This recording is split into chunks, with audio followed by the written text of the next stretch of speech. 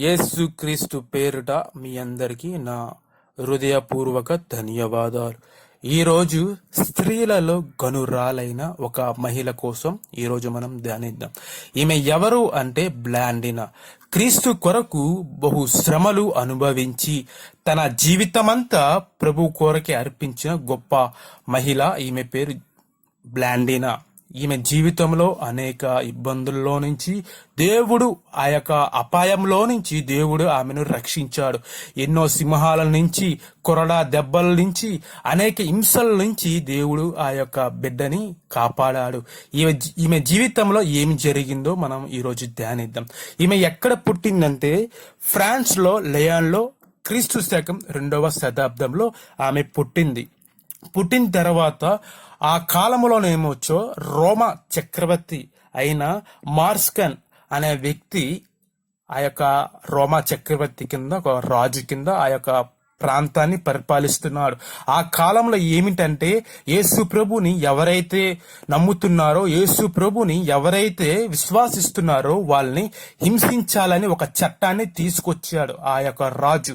తెచ్చిన తర్వాత ఏమిటయిందంటే ఎవరైతే యేసు ప్రభుని ఇష్టపడుతున్నారో, ఎవరైతే కొలుస్తున్నారో, ఎవరైతే భక్తి చేస్తున్నారో వాళ్ళందరినీ చెరసాల్లో బంధించేవారన్నమాట.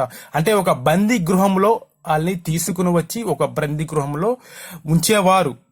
ఆనాడు వాళ్ళకి ఏమి చేయలేని పరిస్థితి. ఎందుకంటే 10 మంది కూడుకొని ప్రార్థిస్తుండగా ఆ యొక్క రోమ చక్రవర్తులు వచ్చి, ఆ యొక్క భక్తులు, ఆ యొక్క సైనికులు వచ్చి వాళ్ళ దగ్గర ఎక్కడైతే ప్రార్థిస్తున్నారో, ఎక్కడైతే దేవుని ఆరాధిస్తున్నారో వాళ్ళ దగ్గరికి వెళ్ళి వాళ్ళు బలవంతంగా వాళ్ళని ఈడ్చుకుని పోయి ఆ యొక్క చెరసాల్లో వేసేవారు.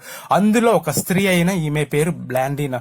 మరొకసారి చెబుతున్న ఈమె జీవితంలో దేవుడికి ఎంతగానో అర్పించిందంటే తన భక్తి విషయంలో కోల్పోలేదు, తన విశ్వాసం విషయంలో కోల్పోకుండా దేవుడు ఆమె పట్ల ఉన్న దేవుడి విశ్వాసాన్ని, ఆమె పట్ల ఉన్న దాన్ని బట్టి ఆమెకి అనేక ఇబ్బందులను దేవుడు కాపాడాడు. ఎందుకంటే ఈమె మన జీవితంలో కూడా అనేక విశ్వాసం ఉండాలి దేవుడి పట్ల.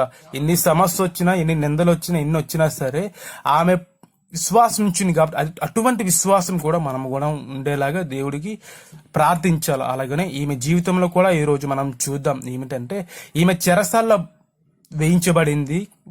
వయసులో ఉన్నప్పుడే ఈమె చెరసాల్లో వేయించబడిన తర్వాత ఈ యొక్క రోమ చక్రవర్తులు ఎవరైతే ఉన్నారో ఆ యొక్క సైనికులు ఈమెను రోజు చిత్రహింసలు పెడుతున్నారు. ఉదయం మొదలుకొని రాత్రి అంత వరకు ఆమెను కొరడాలతో కొడుతున్నారు. విచిత్రం ఏంటంటే కొట్టిన వారు అలిసిపోయారే గాని కొట్టించుకున్న ఈమె మాత్రం ఏమాత్రం అలిసిపోలేదు గాని ఇంకాను దేవుణ్ణి స్తుతించారు. అలాగునే ఇది కాదని ఇంకా అనేక ఏమంటే రోమా చక్రవర్తులు ఏవైతే కఠినమైన శిక్షలు ఉన్నాయో అవన్నీ కూడా ఈ యొక్క క్రైస్తవుల మీద వృద్ధి వాళ్ళకే ఫస్ట్ పెట్టేవారు. ఆ సమస్యలన్నీ, ఇబ్బందులన్నీ పెట్టేవారు అనమాట.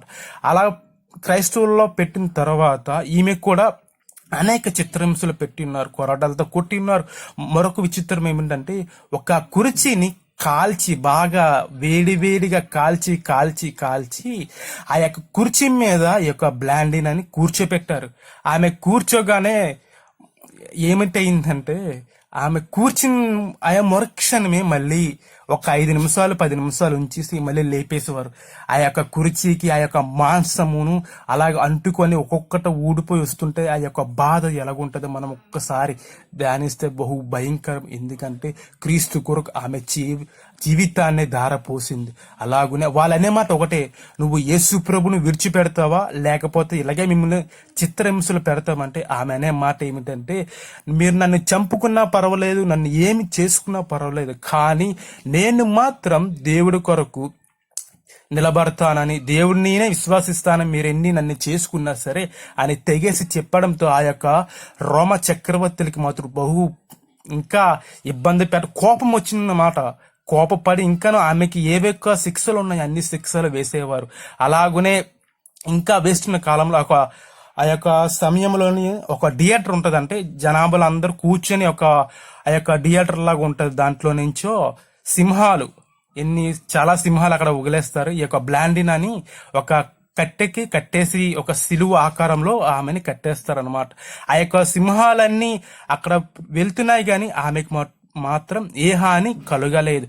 అలాగనే చూస్తున్న వారు ఏమనుకున్నారంటే ఈమెలో క్రీస్తు కనిపిస్తున్నాడు. ఎందుకంటే సిలువ యేసుప్రభు ఎలాగైతే తగ్గించుకున్నాడో, ఎన్ని హింసలు పెట్టిన ఎన్ని నిందలు పెట్టినా సరే ఈమె కూడా అలా తగ్గించుకుందనేసి చాలా మంది అక్కడ ఉన్న వారందరూ ఇంకను యేసయ్య మీద ఇంకా ఈమె చేసే భక్తి వల్ల అనేక మందికి కూడా దేవుడి వైపు విశ్వాసం ఉంచి ఉన్నారు. అలాగే సింహాలు కూడా ఆమెను ఏమీ చెయ్యలేకపోయింది. అలాగునే ఇంకా అనేక ఇబ్బందులు, కొరడాలతో కొట్టడం, అలాగే ఎద్దులతో దున్నించడం, అలాగే అనేక సమస్యలు.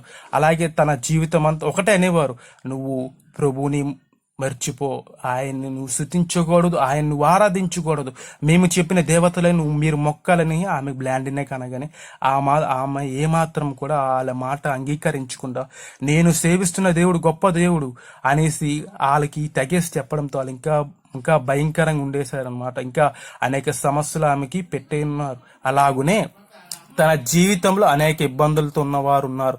అలాగునే బ్లాండినా తన జీవితంలో ఎన్నో సమస్యలు అనుభవించి, ఎన్నో ఇబ్బందులు, ఎన్నో తన శరీరం అంతా దున్నబడింది. వాళ్ళు పెట్టే చిత్రహింసలకి వాళ్ళు ఎంతగానో ఇబ్బంది పెట్టేవారు. అయినా సరే అవన్నీ ఓర్చుకొని తట్టుకొని విశ్వాసంలో దేవుడి వైపే చూస్తూ ఉండే ఆ యొక్క బ్లాండినా. అలాగే ఒకరోజు ఏమిటయిందంటే ఒక అడవి దున్నల మధ్య ఆమెను త్రోసివేసేశారు. ఆమె పడిపోగానే అడవి దున్నలు ఆ కొమ్ముల చేత ఆమెను అటు ఇటు విసురగా ఆ యొక్క శరీరం అంతా నుజ్జు అయిపోయి ఆ రోజు ఆమె ప్రాణం విడిచింది. మనము కూడా ఆమె చేసిన భక్తి మనము చెయ్యాలి. ఎందుకంటే ఈ రోజుల్లో అనేక మంది యవ్వనంలో ఉండగా చాలా మంది అనేక పాపాలు చేస్తున్నారు. కానీ ఆమె మాత్రం అంత వయసులో ఉన్నప్పుడు కూడా దేవుడి కొరకు నిలబడింది, దేవుడి సాక్షిగా ప్రకటించబడింది. ఆమె ద్వారా దేవుడు ఎంతగానో గణపరచబడి ఉన్నారు. అలాగనే మన జీవితంలో కూడా అనేక విషయాల్లో కూడా దేవుని గణపరచాల. నా జీవితంలో కూడా దేవుడి కొరకు బ్రతికితే అంతకు మించి దేవుడికి ఇంకేమి లేదు. ఈ యొక్క మాటలు మీ యొక్క మదిలో ఉంచుకుంటారని ప్రేమతో ఆశిస్తూ ఈ యొక్క చిన్న వీడియో దేవుడు దీవించును గాక. ఆమేన్.